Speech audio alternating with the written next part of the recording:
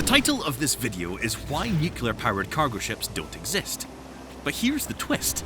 A few actually did. The United States had NS Savannah, Germany had Otto Hahn, Japan had Mutsu, and the Soviet Union had Sevmorput. Sevmorput is the one people still point to, because it's the closest thing the world ever had to a nuclear cargo ship that looked vaguely commercial. Now, compare that to the one place nuclear propulsion does show up routinely at sea, Russia's civilian nuclear icebreakers. They're doing a state-controlled job. So the question is, if nuclear propulsion works at sea, why does the merchant shipping world still reject it? That rejection of proven technology got us thinking. What if everything we rely on, not just nuclear tech, but all infrastructure, just stopped working? Could we rebuild any of it from scratch? The book, The Ultimate Guide to Rebuilding a Civilization. It's basically a manual for exactly that. And they're sponsoring today's video. We'll come back to that in a bit. First, let's see why a nuclear-powered cargo ship is not seen in ports. But before we answer that, we need to understand how a nuclear-powered cargo ship actually works. On a normal cargo ship, you burn fuel in the engine. Hot gas pushes pistons, the crankshaft turns, and that rotation goes down the shaft to the propeller. And on older ships, you do it with a boiler and a steam turbine instead. A nuclear reactor simply swaps the fire for fission. Inside the core, you've got uranium fuel, typically uranium-235. A neutron hits U-235 nucleus, it splits into two fragments, throws off a few more neutrons, and releases energy. That energy shows up as fission fragments, slamming to a stop inside the fuel and turning their motion into heat. If you could fission a kilogram of pure U-235, you're looking at tens of millions of kilowatt hours of heat energy. In comparison, a kilogram of diesel is roughly 10 to 12 kilowatt hours of chemical energy, and only part of that becomes useful shaft power. That gap is why nuclear looks almost unfair on paper. A diesel engine doesn't demand anything after you've shut it down. A reactor does. When you shut a reactor down, the chain reaction stops, but the core keeps producing decay heat. Even after an hour after shutdown, it can still be around 1 to 2% of full power. If you don't keep removing that heat, temperatures keep climbing. That single requirement forces design choices that can't be treated as operational. Shielding, multiple independent cooling paths, emergency heat removal. Even when the propeller isn't turning, the reactor still needs to be managed like it's on duty. With nuclear propulsion having so much energy density advantage, you'd think that the cargo shipping industry would be begging to adopt it. On paper, nuclear's fuel logistics advantage is almost unfair. You can carry a tiny amount of fuel and get endurance that a diesel-powered ship can't touch. Militaries have been using it for decades in submarines and aircraft carriers. But cargo shipping is a business. A merchant ship survives on whether it can operate in a normal market. Port access, insurance, financing, maintenance, and resale. Nuclear shows up where the system is built around it. Russian civilian icebreakers operate because the route is planned. The ports are known and the government support is built around them.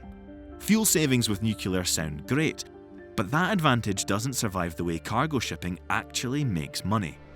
When buying a ship, the ship owner is buying an asset. And that asset has one job: earn more money than it costs. Shipping people split costs into two brackets: capital expenditure, CAPEX, and operating expenditure, OPEX. CAPEX is what you spend to get the ship into the water, build cost plus financing wrapped all around it. OPEX is what it costs to keep it running: crew, maintenance, insurance, management, and fuel.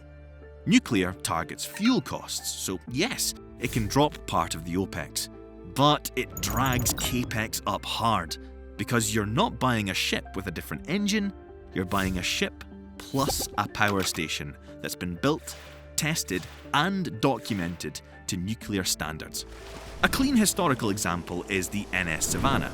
About $46.9 million total was spent back in the late 1950s, and roughly $28 million of that was the nuclear plant and attached complexities. Before fuel savings feel real, the ship has to earn back the reactor premium every year, just to break even. Now, utilization. If nuclear adds inspections, port restrictions, and specialised yard time, that can cause off-hire risk. And the lenders can see all of that. Their lens is simple. Can it earn predictably, can it be insured normally, and can it be sold if things go wrong? A conventional ship has a deep second-hand market, but a nuclear cargo ship is a special case. But let's say you manage to fund it anyway. The ship itself pays serious engineering penalties that normal cargo ships don't. Let's start with shielding. Radiation protection barriers add thickness, and that thickness doesn't earn you freight. So you pay one of two ways. Either you give up cargo space and payload, or you can build a bigger ship just to carry the same cargo. Which means then the layout gets boxed in. Designers carve the ship into controlled spaces, access restrictions, monitoring, and buffer zones. On a normal cargo ship, the engine room is just machinery, but on a nuclear cargo ship, it's a controlled radiological facility. Then there's cooling.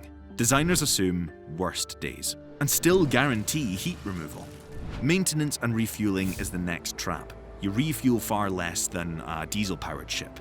But when you do major work, it's specialized, slower, and tied to limited facilities.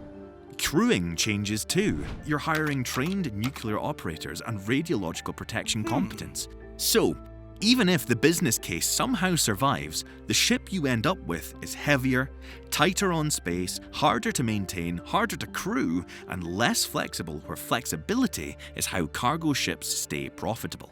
All of this complexity, shielding, cooling, specialized crews, restricted layouts, reminded us of something we just got in the mail. The book, The Ultimate Guide to Rebuilding a Civilization.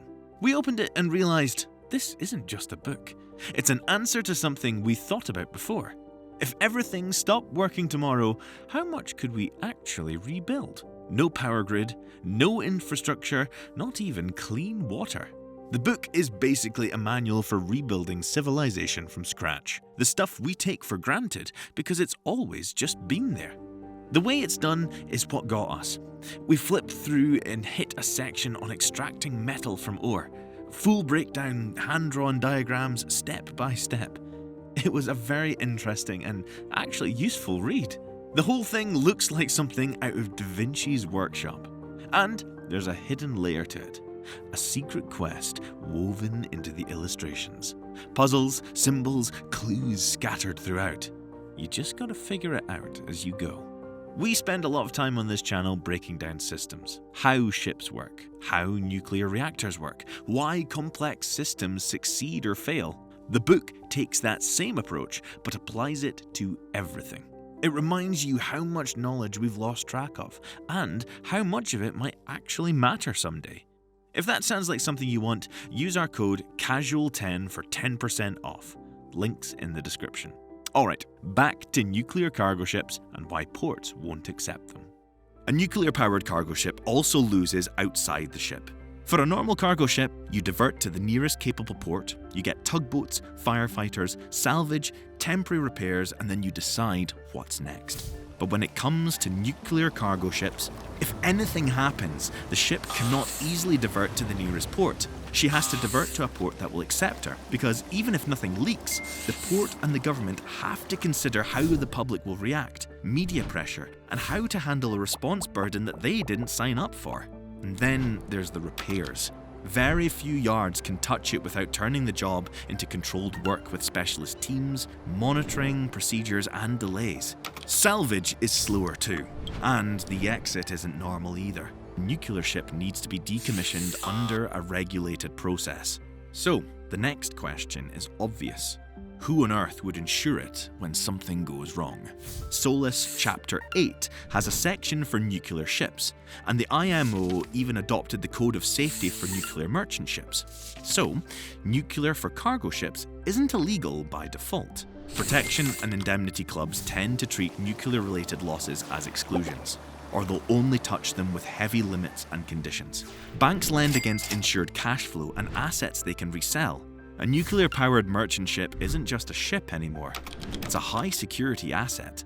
The shipping industry is decarbonizing and moving into alternative energy resources. LNG, methanol, ammonia, batteries, and wind assist. They all come with headaches, sure, but they still plug into the shipping ecosystem that already exists. Nuclear cargo ships require the world to rebuild that ecosystem around them, and global trade won't wait for that. So, In summary, nuclear wins fuel physics, but cargo shipping is governed by uptime, port access, insurability, financing, and resale. And until nuclear-powered cargo ships can fit inside that system, they will stay a rare exception, not something that the industry can scale. And that's why nuclear-powered cargo ships don't exist. We hope that you've enjoyed this video, and if you want more content like this, please be sure to subscribe to the channel. Until next time, thank you for watching. Everything we'd need to rebuild the world in one book. Get 10% off with our code CASUAL10, link is below.